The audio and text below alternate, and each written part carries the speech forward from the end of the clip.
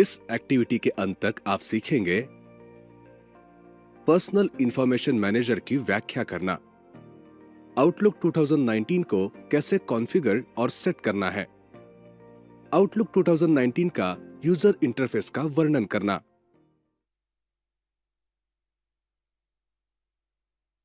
रोहित काफी शांत, संयमी और हमेशा पंक्चुअल है। उसका दोस्त राहुल आमतौर पर अपने कमिटमेंट्स मुश्किल से पूरा करने के लिए दौड़ता है। राहुल को समझ में नहीं आ रहा है कि जीवन इतना तनावपूर्ण क्यों है। वो अपने दोस्त से सलाह मांगता है।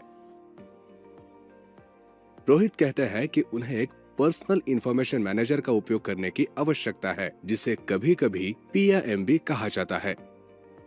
राहुल ने कभी ऐसी किसी बात के बारे में नहीं सुना है, इसलिए कंफ्यूज्ड है।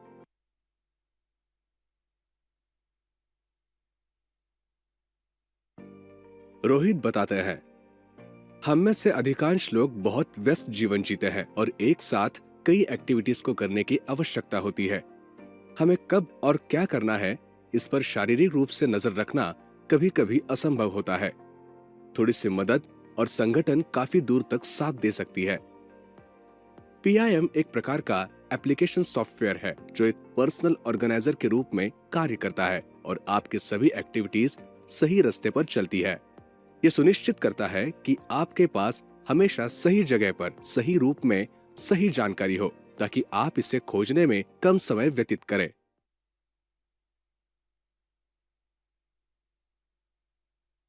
आइए जानें माइक्रोसॉफ्ट आउटलुक 2019।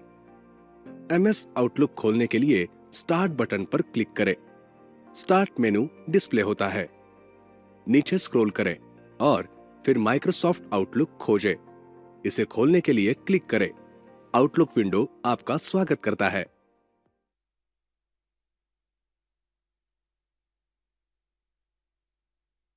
आउटलुक 2019 में लॉगिन करना अब बहुत आसान हो गया है।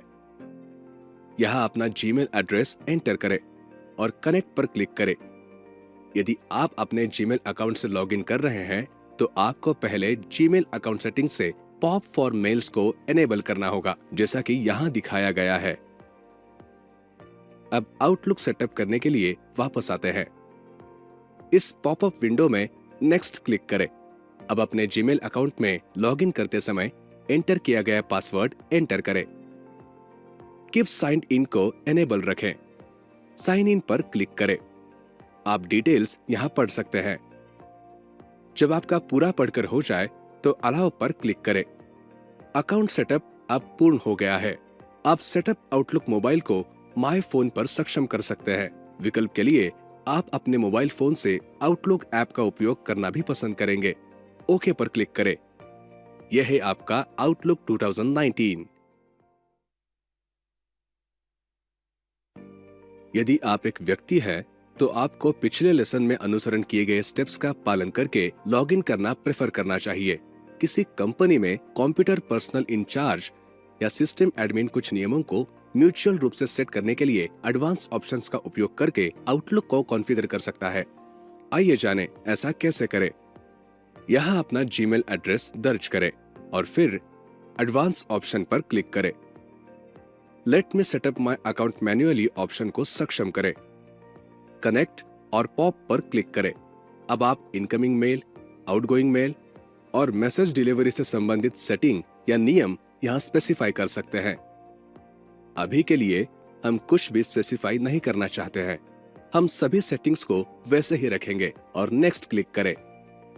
यहां पासवर्ड डालें। कनेक्ट पर क्लिक करें। आप setup outlook mobile on my phone 2 को सक्षम कर सकते हैं। हम भी अपने मोबाइल फोन में आउटलुक ऐप का उपयोग करना प्रिफर कर सकते हैं। हम इसे अभी के लिए डिसेबल कर देंगे। ओके पर क्लिक करें। यह आपका आउटलुक 2019 है।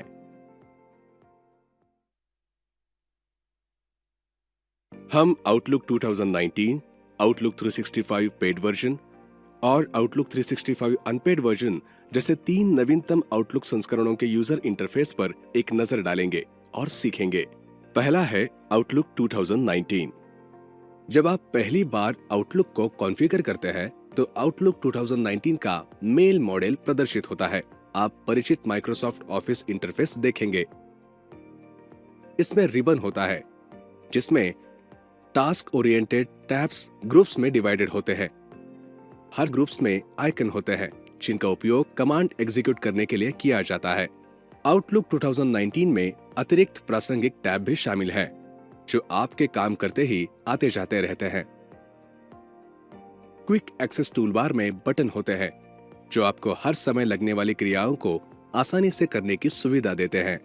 स्क्रीन के बाईं ओर आप एक लंबवत फोल्डर फलक देखते हैं। यह आपको एक बड़ा कार्यक्षेत्र प्रदान करने के लिए मिनिमाइज किया गया है। इसे एक्सपांड करने के लिए ऊपर स्थित एरो पर क्लिक करें। फोल्डर पेन के नीचे नेविगेशन पेन है। इसमें विभिन्न आउटलुक मॉड्यूल के बीच स्विच करने के लिए बटन होते हैं। फोल्डर पेन को छोटा करने के लिए ऊपरी दाईं कोने में एरो पर क्लिक करें। एक बार फिर इसको एक्सपांड करें।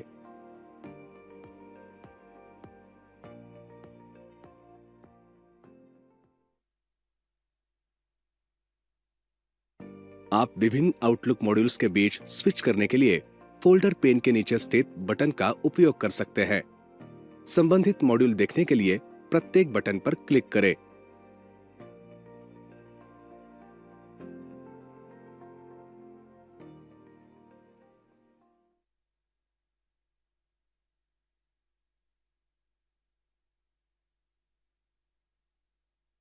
आइए एक नजर डालते हैं प्रमुख लर्निंग पॉइंट्स पर। आपने सीखा परिभाषित करना कि पर्सनल इंफॉर्मेशन मैनेजर क्या है, आउटलुक 2019 को सेट और कॉन्फ़िगर करना, और आउटलुक 2019 के यूजर इंटरफेस का वर्णन करना।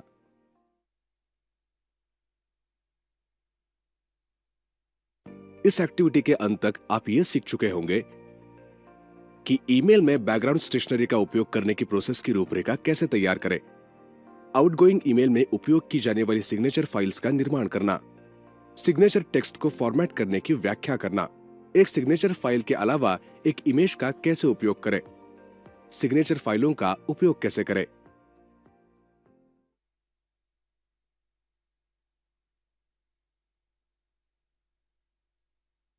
रोहित खुश है कि राहुल ने आउटलुक 2019 का इस्तेमाल ईमेल भेजने और प्राप्त करने के लिए सीख लिया है। वो अपने दोस्त की स्किल्स को और बढ़ाना चाहता है। राहुल, क्या तुम्हें पता है कि ईमेल को तुम और अच्छा बना सकते हो और सिग्नेचर भी ऐड कर सकते हो? राहुल उत्साहित है और जानना चाहता है कि यह कैसे किया जाता है।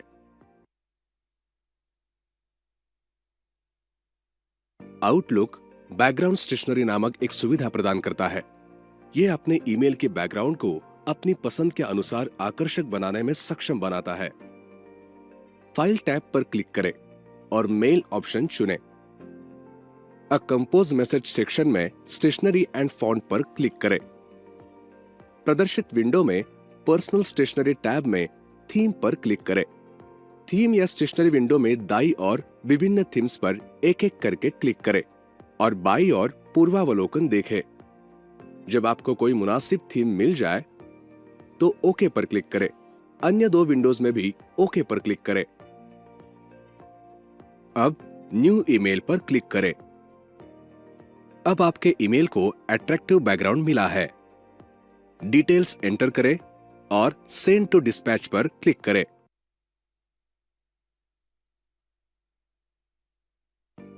आप सभी आउटगोइंग मैसेज में ऑटोमेटिक रूप से एक पर्सनलाइज्ड सिग्नेचर जोड़ सकते हैं। इसमें टेक्स्ट, इमेज, आपका बिजनेस कार्ड, लोगो या यहां तक कि आपके हस्तलिखित सिग्नेचर की एक इमेज भी शामिल हो सकती है। आइए जानें कि सिग्नेचर फाइल कैसे बनाई जाती है। फाइल टैब पर क्लिक करें और मेल ऑप्शन चुनें। अब कंपोज मैसेज सेक्शन में सिग्नेचर पर क्लिक करें। सिग्नेचर टैब में सिग्नेचर और स्टेशनरी विंडो में न्यू पर क्लिक करें। सिग्नेचर के लिए एक नाम टाइप करें और ओके पर क्लिक करें।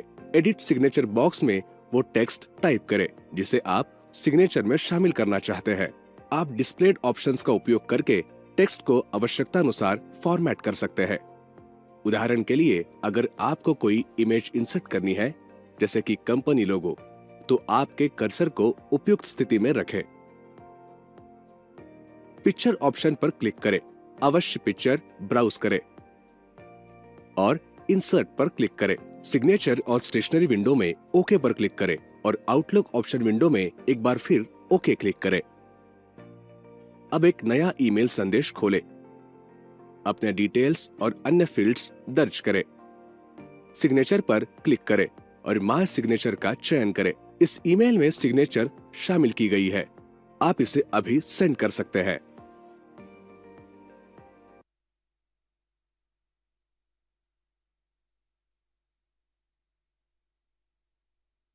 आइए एक नजर डालते हैं सारांश के प्रमुख उपायों पर।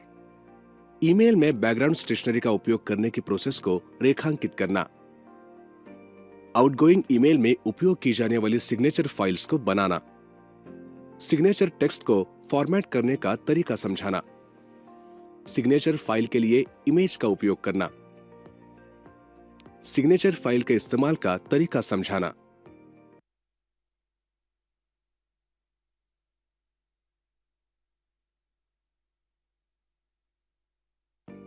इस एक्टिविटी के अंत तक आप सीखेंगे आउटलुक 2019 पीपल मॉड्यूल का वर्णन करें। डिफाइन करें कि कॉन्टैक्ट और कॉन्टैक्ट ग्रुप क्या है। कॉन्टैक्ट क्रिएट करने की प्रोसेस की व्याख्या करें। कॉन्टैक्ट ग्रुप बनाने की प्रोसेस की व्याख्या करें। ईमेल मैसेजेस में कॉन्टैक्ट का प्रयोग करें। किसी कॉन्टैक्ट ग्रुप के सदस्यों को मैसेज भेजने का तरीका बताएं।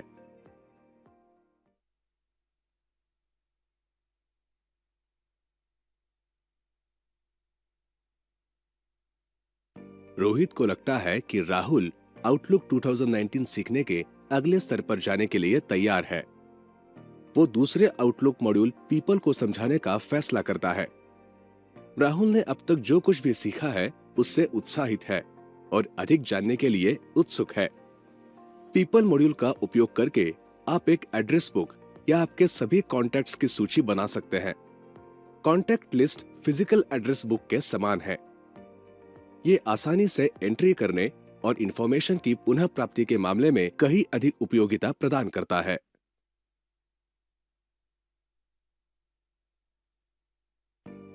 आइए जानें कि आउटलुक 2019 का उपयोग करके कॉन्टैक्ट्स कैसे बनाए जाए। कॉन्टैक्ट्स डिस्प्ले करने के लिए नेविगेशन पेन में पीपल आइकॉन पर क्लिक करें।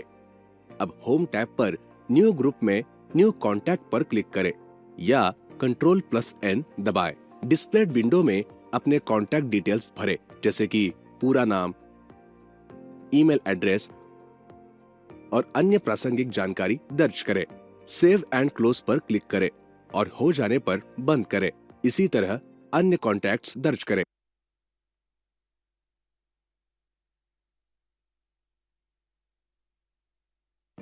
आइए देखें कि ईमेल मैसेजेस में कॉन्टैक्ट का उपयोग कैसे किया जा सकता है। नेविगेशन पेन में मेल आइकॉन पर क्लिक करें। न्यू ग्रुप में होम टैब पर न्यू ईमेल पर क्लिक करें। न्यू मैसेज विंडो में टू बटन पर क्लिक करें और डिस्प्लेड कॉन्टैक्ट लिस्ट में से आवश्यक कॉन्टैक्ट पर क्लिक करें।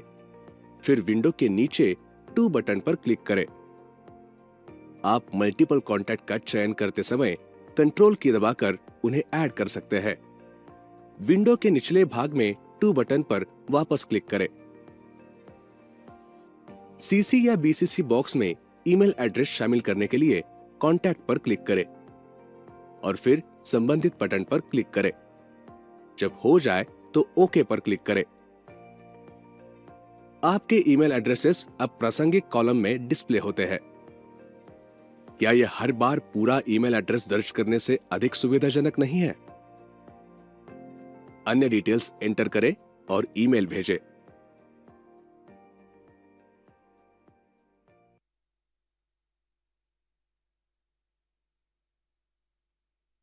पीपल मॉड्यूल द्वारा दिए जा रहे सुविधा से राहुल प्रभावित है।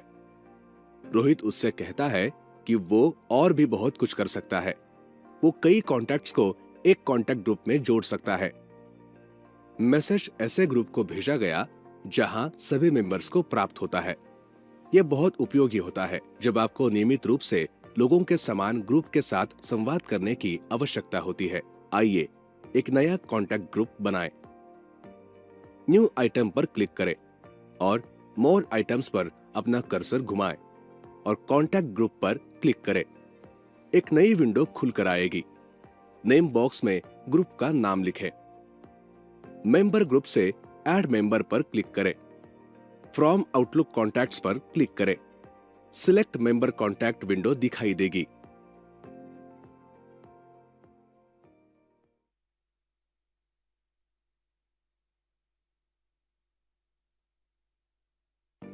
अब हमारे द्वारा बनाए गए कॉन्टैक्ट्स में मेंबर्स शामिल करें।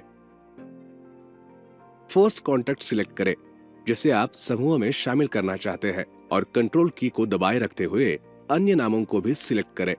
इसके बाद सबसे नीचे मेंबर्स बटन पर क्लिक करें। आप इसे चुनकर और सदस्यों पर फिर से क्लिक करके एक अतिरिक्त कॉन्टैक्ट जोड़ सकते हैं। जब आप सभी आवश्यक संपर्क जोड़ लें तो ओके पर क्लिक करें। सभी specified contacts contact group window में कॉन्टैक्ट ग्रुप के अंतर्गत सूचीबद्ध है।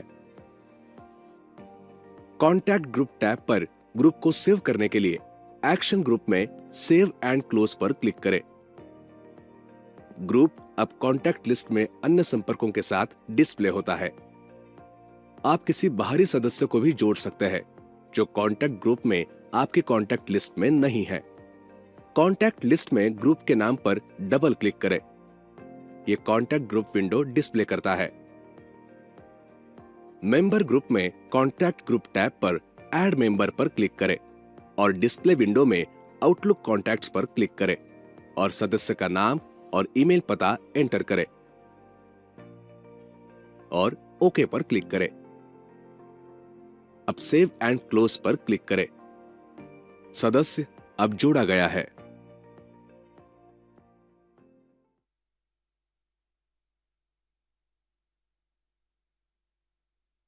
आइए हमारे द्वारा बनाए गए कॉन्टैक्ट ग्रुप के सभी मेंबर्स को एक मेल भेजें। नेविगेशन पेन में मेल पर क्लिक करें। न्यू ग्रुप में होम टैब पर न्यू ईमेल पर क्लिक करें। मैसेज विंडो में टू बटन पर क्लिक करें। कॉन्टैक्ट लिस्ट डिस्प्ले किया जाता है। कॉन्टैक्ट ग्रुप के नाम पर क्लिक करें और फिर सूची विंडो के नीचे टू पर क्लिक करें। अब ओके पर क्लिक करें। आप मैसेज विंडो में ग्रुप का नाम देख सकते हैं। अन्य डिटेल्स एंटर करें और सेंड पर क्लिक करें। इंडिविजुअल मेल अब ग्रुप के प्रत्येक सदस्य को भेज दिए जाते हैं।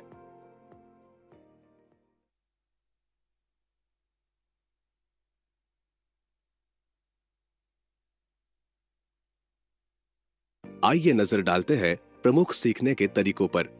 आपने सीखा है आउटलुक 2019 पीपल मॉड्यूल का वर्णन करना, यह परिभाषित करना कि कॉन्टैक्ट और कॉन्टैक्ट ग्रुप क्या है, कॉन्टैक्ट बनाने की प्रक्रिया की व्याख्या,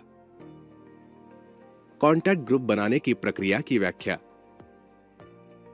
ईमेल मैसेजेस में कॉन्टैक्ट्स का उपयोग करना, किसी कॉन्टैक्ट ग्रुप के मेंबर्स को ईमेल मैसेज भेजने का तरीका बताना।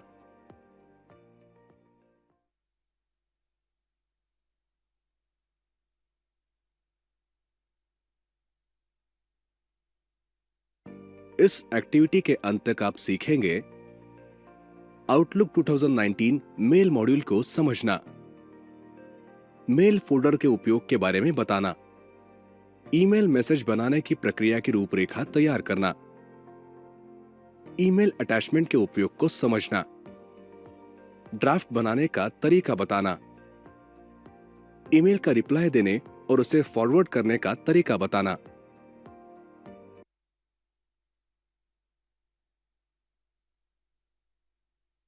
रोहित ने राहुल से कहा कि ईमेल आज की दुनिया में कम्युनिकेशन का एक बहुत महत्वपूर्ण साधन है। इसे व्यवस्थित रूप से हैंडल करना चाहिए।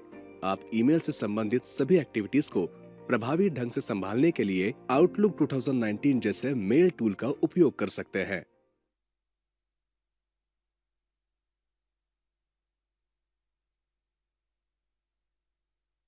You can see that the folder pane in the mail module displays some default folders.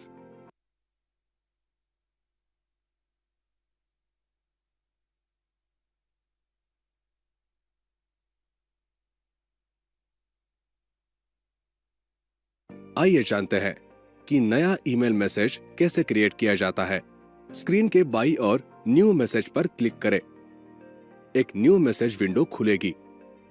साधारण तौर पर मेल मैसेज विंडो ऐसे दिखती है। अधिक जानकारी के लिए हाइलाइटेड एरिया पर क्लिक करें। फ्रॉम। अगर अपने मल्टीपल ईमेल अकाउंट्स कॉन्फ़िगर किए तो ये बॉक्स दिखेगा। जो ईमेल अकाउंट मैसेज भेजेगा तो ये बॉक्स दिखेगा। फ्रॉम बटन क्लिक करके आप अन्य कोई अकाउंट भी सिलेक्ट कर सकते हैं। 2. ये बॉक्स प्राप्तकर्ता ईमेल एड्रेस एंटर करने के लिए होता है। एकाधिक प्राप्तकर्ताओं को अर्धविराम द्वारा अलग किया जा सकता है। CC carbon copy box. CC का उपयोग उन लोगों के एड्रेस शामिल करने के लिए किया जाता है जिन्हें आप ईमेल की प्रतियां भेजना चाहते हैं। बीसीसी यदि आप किसी ऐसे व्यक्ति को ईमेल भेजना चाहते हैं जिसके बारे में आप अन्य प्राप्तकर्ताओं को नहीं बताना चाहते तो आप बीसीसी का उपयोग कर सकते हैं, जो कि ब्लाइंड कार्बन कॉपी बॉक्स है। सब्जेक्ट। इस बॉक्स का उपयोग मैसेज के विषय को एंटर करने के लिए किया जाता है। मेल बिना किसी विषय के भेजे जा सकते हैं, लेकिन एक को शामिल करना उचित है। इससे इस बात की अधिक संभावना है कि आपके मेल पर अपेक्षित ध्यान दिया जाएगा। सेंड। इस बटन का उपयोग ईमेल भेजने के लिए किया जाता है।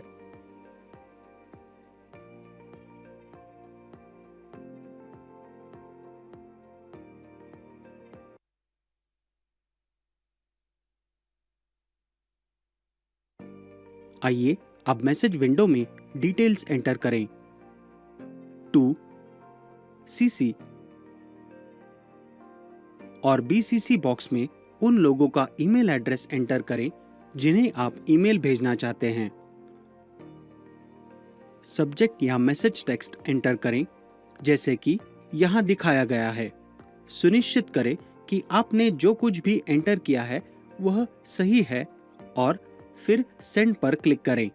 आपका संदेश अपनी राह पर है। भेजे गए ईमेल देखने के लिए आप सेंट आइटम्स फोल्डर में जा सकते हैं। आप एक ड्राफ्ट बना सकते हैं जो बाद में भेजे जाने वाले मेल की एक नॉन फाइनलाइज्ड या रफ कॉपी है। आइए देखें कि यह कैसे किया जाता है। हमेशा की तरह एक मेल बनाएं, फिर 3 बिंदुओं या मेनू बटन पर क्लिक करें। सेव ड्राफ्ट पर क्लिक करें। ड्राफ्ट अब इस समय सेव किया गया है। आपका मेल अब ड्राफ्ट फोल्डर में संग्रहित है। अपने मेल को बाद में एडिट करने के लिए आप फोल्डर पेन में ड्राफ्ट फोल्डर में जा सकते हैं और फिर मैसेज पेन में मैसेज पर क्लिक कर सकते हैं।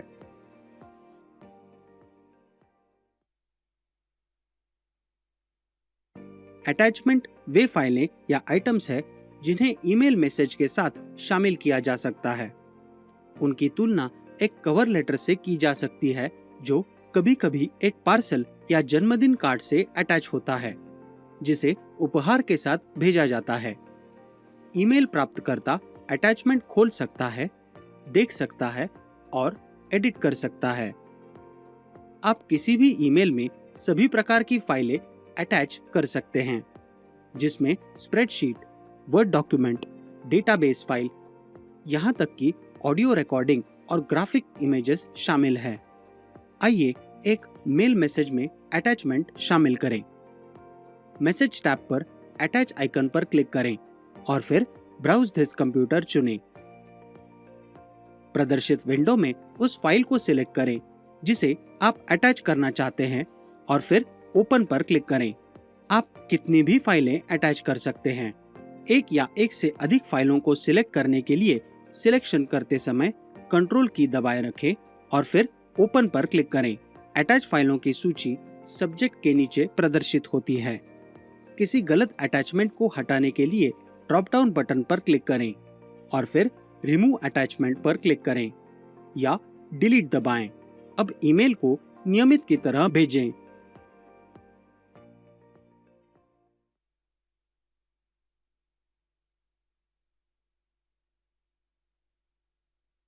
राहुल ने जो कुछ सीखा है उससे वो बहुत खुश है।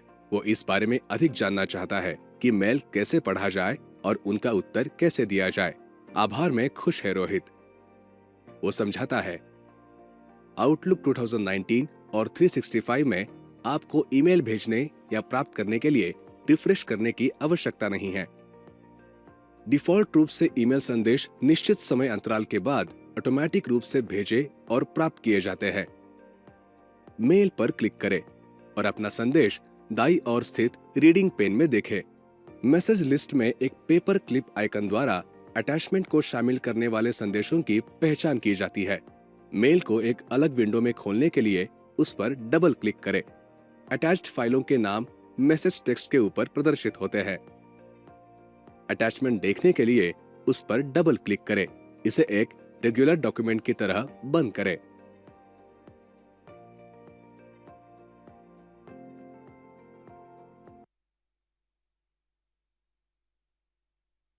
Whenever you are reading an email message in Outlook, buttons labeled Reply, Reply All, and Forward appear somewhere near the top of the screen. Roll your mouse over the highlighted areas to know more. Reply. The Reply button is used to reply to the sender of a mail. Reply All. The Reply All button is used to reply to the sender of a mail as well as all other recipients. Forward. The Forward button is used to send a received mail onward to other people.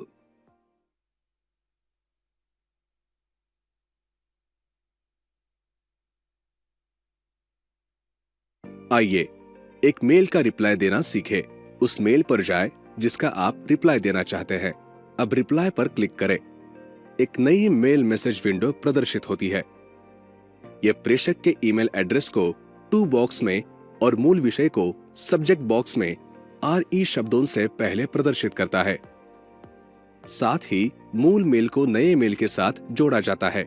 आप अपनी आवश्यकता के अनुसार कोई भी परिवर्तन कर सकते हैं। अपना मेल कंटेंट एंटर करें और इसे एक रेगुलर मेल की तरह भेजें।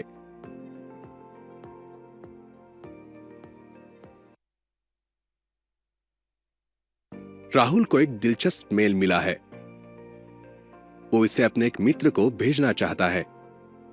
वो जानना चाहता है कि यह कैसे करना है। आइए एक मेल फॉरवर्ड करना सीखें। मेल खोलें और यहां फॉरवर्ड बटन पर क्लिक करें।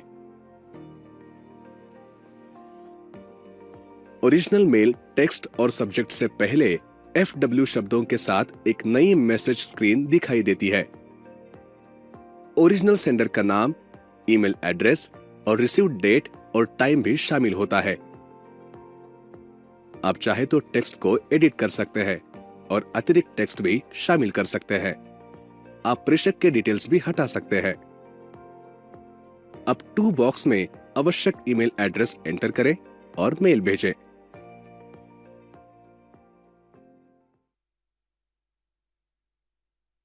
राहुल का सवाल है। वो जानता है कि भेजे गए और प्राप्त सभी मेल उनके संबंधित फोल्डरों में संग्रहित है, लेकिन आवश्यक कार्रवाई करने के बाद उसे सभी ईमेल की प्रतियां रखने की आवश्यकता नहीं है। अगर उसने ऐसा किया तो उसके पास अनगिनत पुराने मेलों के बहुत ज्यादा फोल्डर होंगे। रोहित ने उसे चिंता न करने के लिए कहा। आउटलुक आपको उस चीज से छुटकारा पाने की अनुमति देता है जिसे आप बरकरार नहीं रखना चाहते हैं। इनबॉक्स से किसी ईमेल को हटाने के लिए संदेश फलक में उस पर क्लिक करें और फिर डिलीट पर क्लिक करें। संदेश आपके हटाए गए आइटम फोल्डर में ले जाया गया है। आप इसी तरह किसी अन्य फोल्डर से मेल्स को डिलीट कर सकते हैं। आप हटाए गए आइटम फोल्डर को अतिरिक्त संग्रहण के लिए स्थान खाली करने के लिए खाली कर सकते हैं। इसके लिए फोल्डर के नाम पर राइट क्लिक करें और इस फोल्डर पर क्लिक करें और फिर खुलने वाली विंडो में डिलीट ऑल पर क्लिक करें।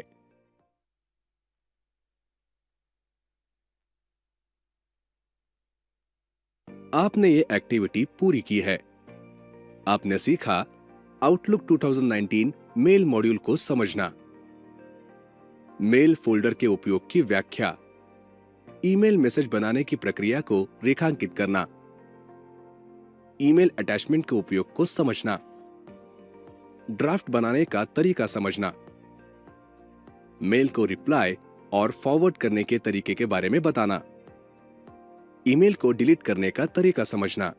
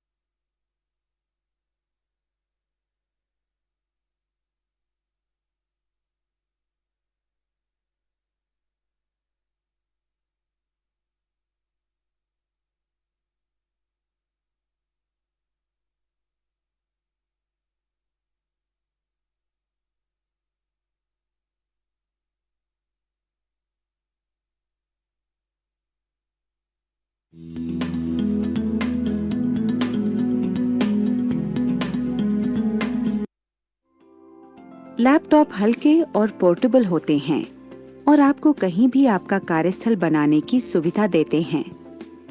लेकिन लैपटॉप का उपयोग करते समय गलत ढंग से बैठने से एर्गोनॉमिक संबंधी समस्याएं उत्पन्न हो सकती हैं। इसके कारणवश आप गलत मुद्रा और गलत आदतों से प्रभावित हो सकते हैं, जिनसे स्वास्थ्य संबंधी समस्याएं उत्पन्न हो सकती हैं। अतः जब कभी भी आपको लंबे समय तक लैपटॉप का उपयोग करने की आवश्यकता हो, तो उससे संबंधित एर्गोनॉमिक की अवहेलना न करें। स्क्रीन के ऊपरी हिस्से को अपनी आंखों के स्तर पर रखकर गर्दन को स्वाभाविक मुद्रा पर रखें। अपनी गर्दन को रीढ़ की हड्डी की सीध पर रखें।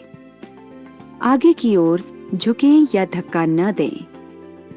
अपनी पीठ के निचले भाग को आराम की स्थिति में सहारा देकर रखें। अपने कंधे एवं हाथों को आराम की स्थिति में रखें। अपनी कोहनियों को शरीर के निकट रखें और 90 से 120 डिग्री के बीच रखें। अपनी कलाई और हाथों को सीधी रखें, झुकाएं नहीं। स्क्रीन की ऊंचाई को व्यवस्थित करने के लिए आप बाहरी मॉनिटर का उपयोग कर सकते हैं अथवा अपने लैपटॉप को लैपटॉप स्टैंड पर रख सकते हैं। स्वाभाविक मुद्रा को बनाए रखने के लिए स्क्रीन को झुकाएं। आप अपनी कोहनी की ऊंचाई के बराबर या थोड़ा नीचे की ओर एक बाहरी कीबोर्ड और माउस को अटैच कर सकते हैं। टाइप करते समय अपनी कलाइयों को सीधी रखें। ऐसी कुर्सी का उपयोग करें जिससे आरामदायक सीधी अथवा थोड़ी सी झुकी हुई मुद्रा मिल सके। आप अपनी पीठ के निचले भाग को सहारा देने के लिए एक छोटे तकिए का उपयोग कर सकते हैं। अपने कंधों और बाहों को आराम देने के लिए बाहरी कीबोर्ड का उपयोग करें। लैपटॉप वास्तव में इसलिए नहीं होते कि आप उन्हें लंबे समय तक अपनी गोद पर रखें। लैपटॉप के अंदर स्थित प्रोसेसर से ताप उत्पन्न होता है, अतः आपको लंबे समय तक लैपटॉप को अपनी गोद या अपने शरीर की किसी भी सतह पर नहीं रखना चाहिए। इससे तकलीफें पैदा हो सकती हैं और सबसे खराब स्थिति में इनसे आप अत्यधिक जल भी सकते हैं। लैपटॉप को किसी भी प्रकार की ज्वलनशील सतह जैसे गद्दे, बिस्तर, नरम कुशन, तकियों, बीन बैग, सोफा आदि पर न रखें। चूंकि लैपटॉप तेजी से गर्म होते हैं, अतः यदि असावधानी पूर्वक उपयोग किए जाएं, तो इनसे आग लग सकती है। यह जानकर अच्छा लगा कि आप कंप्यूटर प्रोग्रामिंग की उस लैंग्वेज में दक्षता प्राप्त करना चाहते हैं या नियमित समय में ऑनलाइन कोर्स को पूरा करना चाहते हैं। लेकिन क्या यह तय है कि आप आवश्यकता से अधिक श्रम नहीं कर रहे? कंप्यूटर पर लंबे समय तक काम करने और गलत मुद्रा में बैठने से जीवन पर्यंत के रोग लग सकते हैं। अतः बहुत देर होने से पहले ही इसे ठीक कर ले। रेपिटेटिव स्ट्रेन इंजरी अथवा RSI एक ऐसा विकार है जो उस स्थिति में हो सकता है जब आप एक ही काम को बार बार गलत मुद्रा का उपयोग करके अथवा बहुत लंबे समय तक करते हैं। यह उन लोगों में और भी अधिक पाया जाता है जो कंप्यूटर पर काम करते हैं। इन समस्याओं से बचने के लिए सुनिश्चित करें कि आपका कार्यस्थल एर्गोनोमिक रूप से तैयार किया गया है। अपनी मुद्रा को लगातार बदलते रहें। नियमित अवकाश लेकर अपने कार्यस्थल से थोड़ा टहले, कंप्यूटर की स्क्रीन पर न देखें, अपनी मांसपेशियों को आराम दें आदि। यदि तकलीफ कम नहीं होती या लक्षण और भी बढ़ते हैं तो अपने काम से आराम लें। आइए हम माउस को उपयोग करने के सही तरीके देखें। माउस को प्रभावशाली ढंग से रखने के लिए निम्नलिखित टिप्स हैं। माउस के लिए ऐसे डिजाइन का चयन करें जो आपके हाथों में फिट आए। माउस को कीबोर्ड के समान ही ऊंचाई पर और उसके ठीक बगल में रखें। माउस के ऊपर नरमी के साथ अपने हाथ रखें। इसे बहुत कसकर न पकड़ें। अपनी सांकेतिक उंगली और अनामिका को माउस के बटनों पर रखें और मध्यम उंगली को बीच में स्क्रॉल व्हील पर रखें। अपनी कलाई को स्वाभाविक तरीके से आरामदायक ढंग से रखें। अपनी कलाई को सीधी रखें। अपने हाथ को बाएं या दाहिनी ओर न घुमाएं। अपनी बाह को ऊपर या नीचे न करें। माउस का उपयोग करते समय कलाई को टिकाए नहीं। आपके हाथ के अगले भाग को गति के लिए स्वतंत्र रहना चाहिए, जिससे आपकी कलाई को थकान ना हो।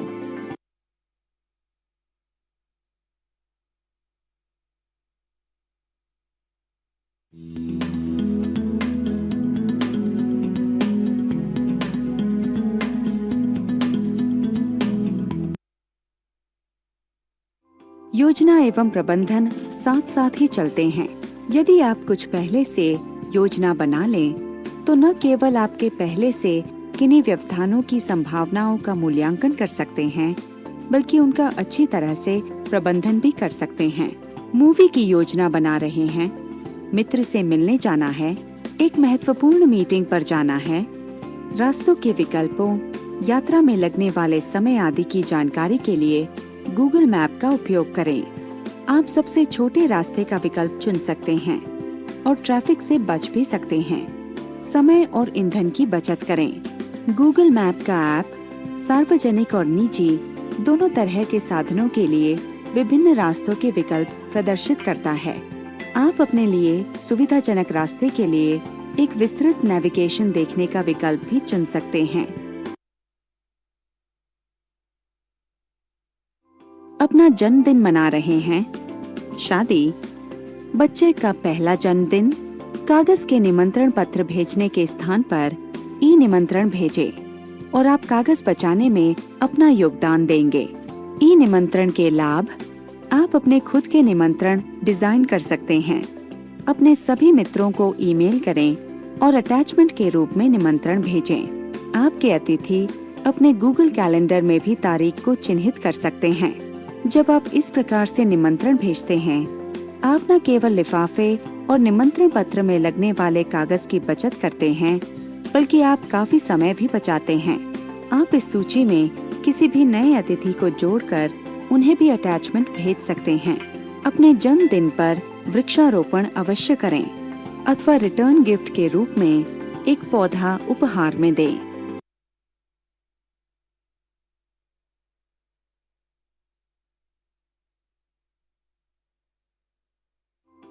दिन का काम पूरा हो गया, घर जाने के लिए तैयार। देखकर अच्छा लगा कि आप अपने कंप्यूटर को बंद करने की प्रक्रिया कर रहे हैं। क्या आपने जुड़े हुए पेरिफेरल जैसे प्रिंटर, स्कैनर और मोडेम बंद किए?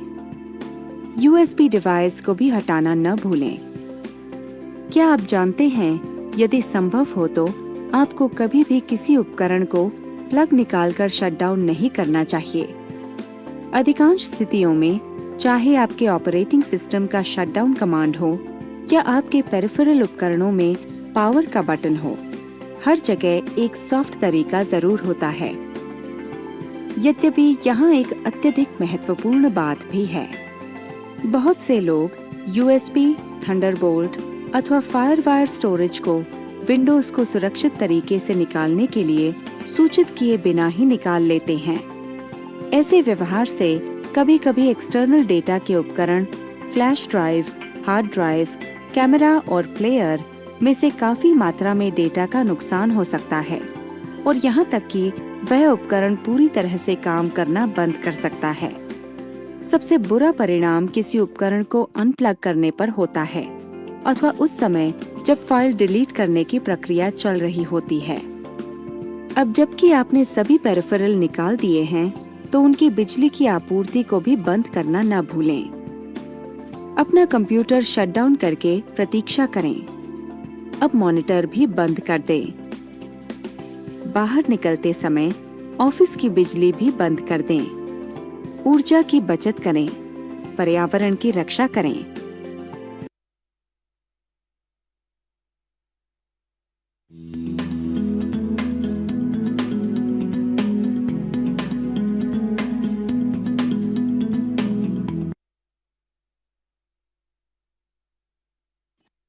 एक अन्य क्षेत्र जहां टाइपिंग की कुशलता की आवश्यकता होती है वो है मेडिकल ट्रांसक्रिप्शन।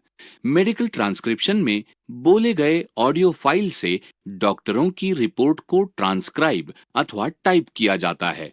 डॉक्टर अपने रोगियों के मेडिकल रिकॉर्ड रखते हैं। अनेक डॉक्टर रोगियों के विवरणों को स्वयं लिखने में समय गंवाना नहीं चाहते। साथ ही अपने सहयोगियों को बोलकर लिखवाने में भी उनका काफी अधिक समय लगता है। डेटा को रिकॉर्ड करके उसे किसी अन्य व्यक्ति से ट्रांसक्राइब करवाने का काम अत्यधिक सुविधाजनक लगता है। ट्रांसक्रिप्शन कैसे काम करता है?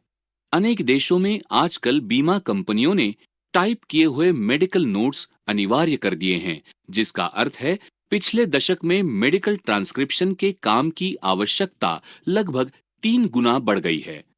वर्तमान जुड़े हुए संसार में मेडिकल ट्रांसक्रिप्शन के लिए भारत एक विशाल केंद्र है। पूरे विश्व से डॉक्टर इंटरनेट के जरिए अपनी ऑडियो फाइल टाइप होने के लिए भेजते हैं। ट्रांसक्राइबर इसी प्रकार टाइप की हुई फाइलों को वापस भेजते हैं। वर्तमान में इस क्षेत्र में सही ढंग से प्रशिक्षित लोगों की मांग उनकी पूर्ति से अधिक है। सबसे अच्छा समाचार ये है कि कंपनियां अक्सर वर्क फ्रॉम होम विकल्प के साथ योग्य व्यक्तियों को नियुक्त करती है। घर से काम करने वाले ट्रांसक्रिप्शनिस्ट के रूप में आपको सड़क की भारी ट्रैफिक की कोई चिंता नहीं होती और आप स्वयं अपने काम के घंटे तय करते हैं। अनेक युवा माएं इसे अत्यधिक सुविधाजनक व्यवसाय मान रही हैं, जिसमें उन्हें काम के लिए अच्छा भुगतान मिलता है और साथ ही वे अपने बच्चों के आसपास बनी रह सकती है। मेडिकल ट्रांसक्रिप्शन का कोर्स। ट्रांसक्रिप्शन के लिए टाइपिंग में कुशलता के साथ ही मेडिकल शब्दावली की अच्छी जानकारी की आवश्यकता होती है। यदि आप एक कुशल टच टाइपिस्ट हैं और इस क्षेत्र में आपकी रुचि है, तो मेडिसिन के क्षेत्र से संबंधित शब्दावली की जानकारी प्राप्त करने के लिए आपको एक छोटा सा कोर्स करने की आवश्यकता होगी। ऐसा कर लेने पर आप अच्छे भुगतान वाले मेडिकल ट्रांसक्रिप्शन के क्षेत्र में अपना स्थान बनाने के लिए तैयार है।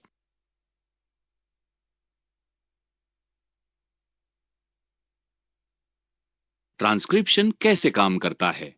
अनेक देशों में आजकल बीमा कंपनियों ने टाइप किए हुए मेडिकल नोट्स अनिवार्य कर दिए हैं, जिसका अर्थ है पिछले दशक में मेडिकल ट्रांसक्रिप्शन के काम की आवश्यकता लगभग 3 गुना बढ़ गई है। वर्तमान जुड़े हुए संसार में मेडिकल ट्रांसक्रिप्शन के लिए भारत एक विशाल केंद्र है। पूरे विश्व से डॉक्टर इंटरनेट के जरिए अपनी ऑडियो फाइल टाइप होने के लिए भेजते हैं। ट्रांसक्राइबर इसी प्रकार टाइप की हुई फाइलों को वापस भेजते हैं। वर्तमान में इस क्षेत्र में सही ढंग से प्रशिक्षित लोगों की मांग उनकी पूर्ति से अधिक है। सबसे अच्छा समाचार ये है कि कंपनियां अक्सर वर्क फ्रॉम होम विकल्प के साथ योग्य व्यक्तियों को नियुक्त करती है। घर से काम करने वाले ट्रांसक्रिप्शनिस्ट के रूप में आपको सड़क की भारी ट्रैफिक की कोई चिंता नहीं होती और आप स्वयं अपने काम के घंटे तय करते हैं। अनेक युवा माएं इसे अत्यधिक सुविधाजनक व्यवसाय मान रही हैं, जिसमें उन्हें काम के लिए अच्छा भुगतान मिलता है और साथ ही वे अपने बच्चों के आसपास बनी रह सकती है। मेडिकल ट्रांसक्रिप्शन का कोर्स। ट्रांसक्रिप्शन के लिए टाइपिंग में कुशलता के साथ ही मेडिकल शब्दावली की अच्छी जानकारी की आवश्यकता होती है। यदि आप एक कुशल टच टाइपिस्ट हैं और इस क्षेत्र में आपकी रुचि है, तो मेडिसिन के क्षेत्र से संबंधित शब्दावली की जानकारी प्राप्त करने के लिए आपको एक छोटा सा कोर्स करने की आवश्यकता होगी। ऐसा कर लेने पर आप अच्छे भुगतान वाले मेडिकल ट्रांसक्रिप्शन के क्षेत्र में अपना स्थान बनाने के लिए तैयार है।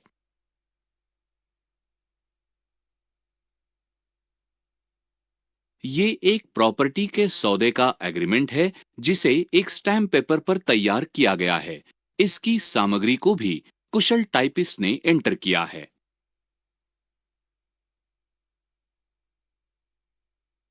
बैंकिंग के क्षेत्र में टाइपिंग। बैंकिंग क्षेत्र भी एक ऐसा क्षेत्र है जहां कुशल टाइपिस्ट की आवश्यकता होती है। आज सारी जानकारी ऑनलाइन उपलब्ध होने की आवश्यकता होती है। ऐसा करने के लिए कंप्यूटर में बहुत सारा डेटा एंटर करने की आवश्यकता होती है। साथ ही बैंकों में टाइप किए हुए अनेक औपचारिक पत्राचार भी होते हैं। बैंकों को समय समय पर केवाईसी यानी नो योर कस्टमर संबंधी सूचना एकत्र करनी होती है। अपेक्षित डॉक्यूमेंट की सूची अलग अलग ग्राहकों के लिए अलग होती है। उदाहरण के लिए, निजी स्तर पर लोगों को डॉक्यूमेंट का एक सेट जमा करना होता है, जबकि कंपनियों को दूसरे तरह के डॉक्यूमेंट जमा करने होते हैं। प्रत्येक बैंक में इतनी बड़ी संख्या में ग्राहक होने के साथ आप कल्पना कर सकते हैं कि कितने अधिक डेटा के रखरखाव की आवश्यकता है। ये सारा डेटा उनके कंप्यूटर सिस्टम में एंटर करना होता है और इस काम के लिए बड़ी मात्रा में टाइपिस्ट की आवश्यकता होती है। इसी प्रकार जब लोन की एप्लीकेशन पर काम होना होता है, तो विभिन्न इकाइयों के द्वारा विभिन्न प्रकार के डॉक्यूमेंट जमा किए जाते हैं। इनके विवरण बैंक के कंप्यूटर पर रखने पड़ते हैं। पुनः इस डेटा एंट्री के लिए भी टाइपिंग की कुशलता की आवश्यकता होती है। सभी विभागों में किसी न किसी काम के लिए टाइपिंग की कुशलता की आवश्यकता होती है। अतः आप देख सकते हैं कि बैंकिंग के क्षेत्र में भी टाइपिंग में निपुणता की अत्यधिक आवश्यकता होती है।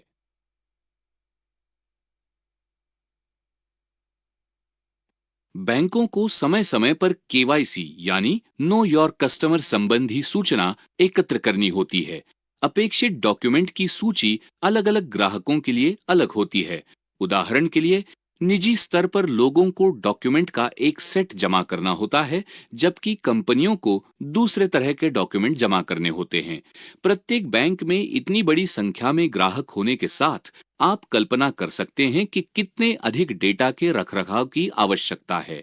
ये सारा डेटा उनके कंप्यूटर सिस्टम में एंटर करना होता है और इस काम के लिए बड़ी मात्रा में टाइपिस्ट की आवश्यकता होती है।